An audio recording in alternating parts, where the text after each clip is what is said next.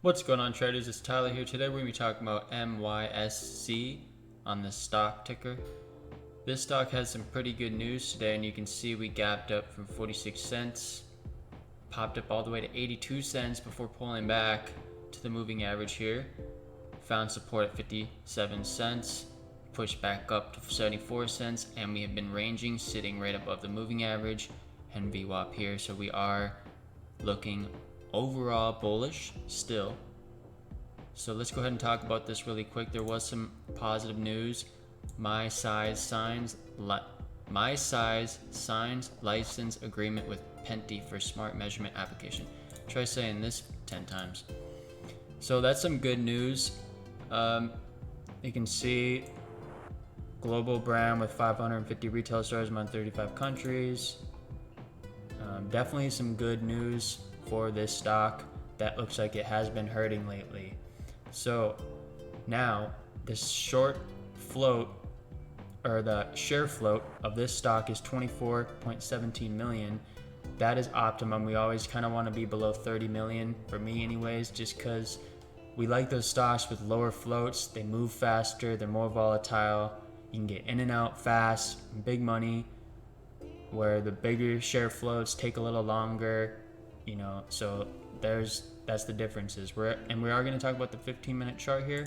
Let's go ahead and start by drawing our support and resistance. We got our resistance right here at about, let's go ahead and put this at 72 cents. We got our support down here at about 64 cents.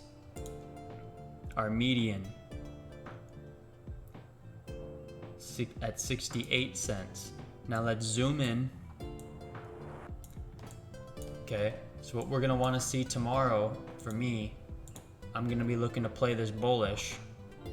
Most likely we're gonna range inside this zone for the rest of the after hours here.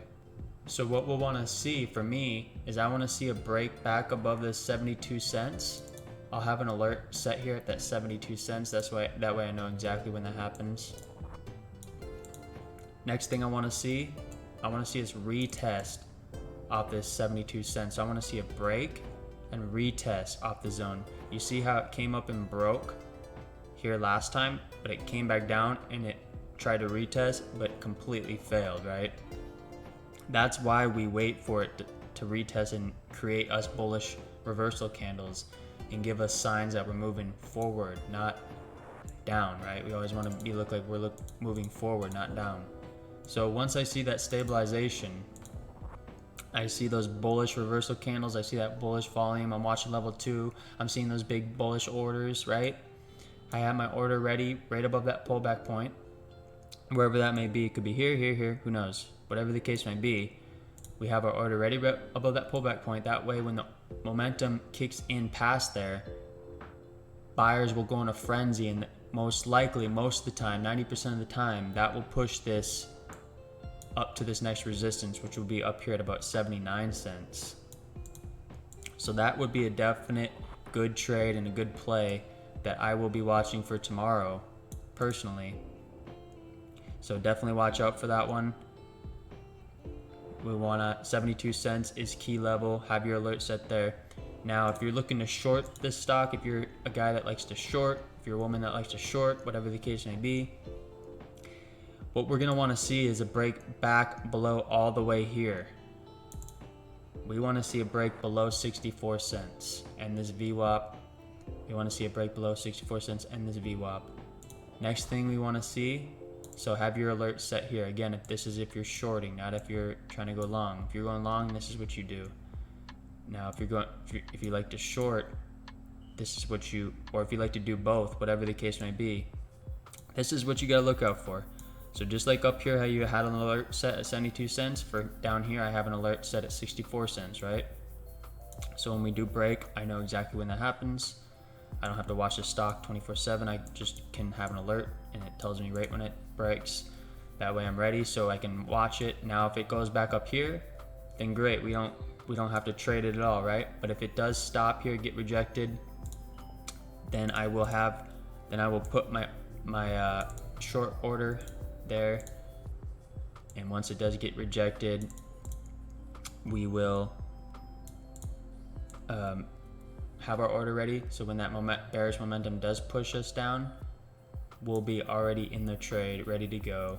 Because once it pulls back, and then the buyers, the people that buying realize that it's not going to push back up like this and it gets rejected here, that's when the selling really begins. And once you push past that point where they thought it would recover, that's when it really pushes down. That's where the mindset of this kind of trading comes into play. This is only one style of trading. I like to talk this way because it's very easy to understand and it sets it up perfect for you.